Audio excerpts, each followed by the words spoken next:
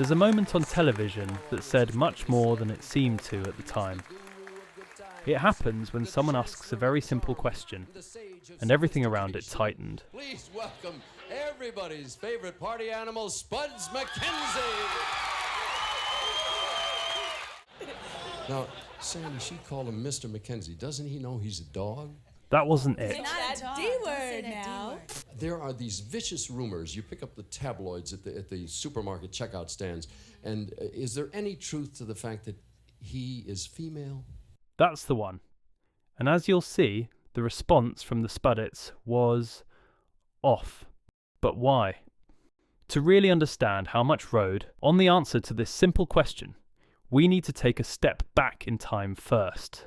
Because that answer only exists in one place, the 80s. Spuds didn't grow into an icon over time. He arrived as one, and the late 1980s were perfectly set up to receive him. Spuds MacKenzie first appeared in 1987 during Super Bowl 21. There he is. What a happening dude. They're a super party animal. Yeah. His name is Spuds MacKenzie. A barbecue inside.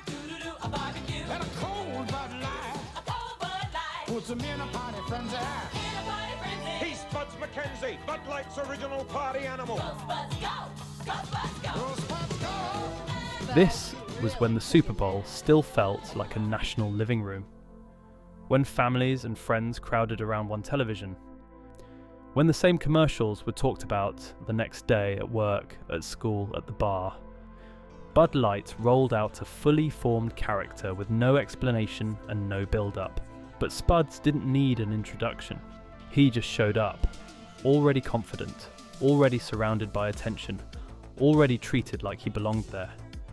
Within months, he was everywhere. Television ads, print campaigns, merchandise, late-night TV. In bars with neon beer signs buzzing overhead, on dorm room walls next to band flyers and movie posters. The culture didn't ease into Spuds, it absorbed him. Spuds was created by DDB Needham, the Chicago agency handling Bud Light at the time. The idea wasn't to invent a mascot in the traditional sense. Bud Light wanted a symbol of a lifestyle, something that felt instantly recognizable without explanation. Someone you didn't need to be introduced to. The solution was a dog who already seemed famous. No origin story, no setup. Just a figure dropped into parties, beaches, bars, and crowds like he'd always been there. Spuds didn't need to sell beer, he just needed to look like he was having a better time than everyone else. From the start, the campaign made one rule clear. Spuds was not a dog. Remember this? Mr. McKenzie, doesn't he know he's a dog? Wait, he's not a dog. He's a party animal, the number one. He was a man, an executive, a consultant, a professional. The fiction didn't stop at the screen. Spuds travelled. Limousines, hotel rooms, airports. Posters of Spuds and the Spudettes outsold Alf. But Spuds MacKenzie wasn't just popular, he was valuable. Bud Light's sales jumped after Spuds arrived. Not a little, a lot. Within a short time, Bud Light became the best-selling beer in the country. For Bud Light, Spuds wasn't a mascot. He was a growth engine. By the time anyone started asking uncomfortable questions, Spuds wasn't just a character on TV. He was tied to real money, real reputations, and a campaign that was still working. This is why they didn't just omit the truth. They went to great lengths to manage around it. Press materials always referred to Spuds as male. Handlers positioned Spuds to avoid anything that might visually give it away, especially during live events and photo shoots. As gossip grew in the late 80s, Bud Light didn't clarify. They let the myth stand because correcting it would have made it real. So when a simple question finally came up on a daytime talk show, the answer mattered much more than it seemed. And is there any truth to the fact that he is female? Oh, I think I had to cover his ears because he's got 3 women around him, and I don't think we would be following. I mean, he's a full-out macho guy. Right, we're the only females. The Spudettes don't play along. They shut it down. Not with denial, with deflection. A few men in the audience cheer, not because it's funny, because it's reassuring. Their hero is safe. He fits. He's like them. The reply from the Spudettes wasn't funny or clever. It was defensive. Their response basically says, "This isn't something we're here to talk about. Spuds is Spuds. Let's move on." You can almost hear the calculation. Keep the tone light. Stay fun, but don't confirm anything. It's the sound of people protecting a brand. And that's what makes the moment interesting in hindsight. The Spudettes aren't embarrassed. They're guarding the illusion.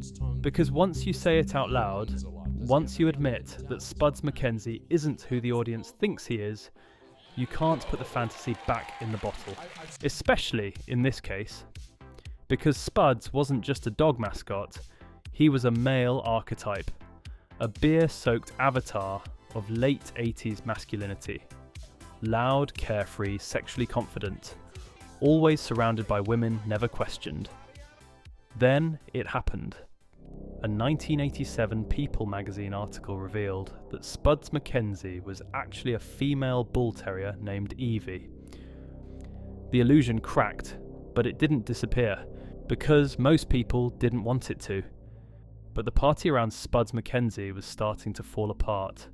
Advocacy groups like Mothers Against Drunk Driving and the Centre for Science in the Public Interest argued that Spuds blurred the line between adult advertising and youth appeal. Schools across the country began banning Spuds MacKenzie shirts, worried the character was reaching kids. States banned Santa Spuds. Then came the moment that said everything.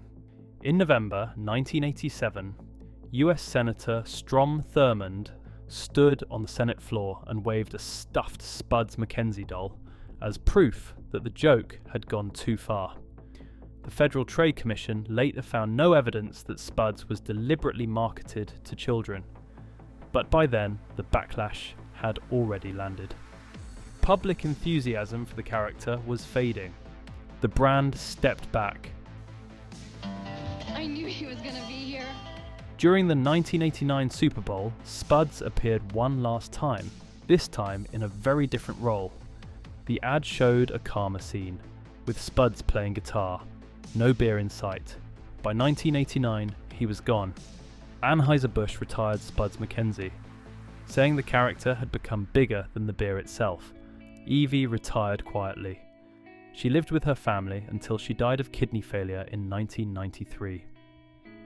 By the early 1990s, The Simpsons was already treating Spuds as cultural shorthand.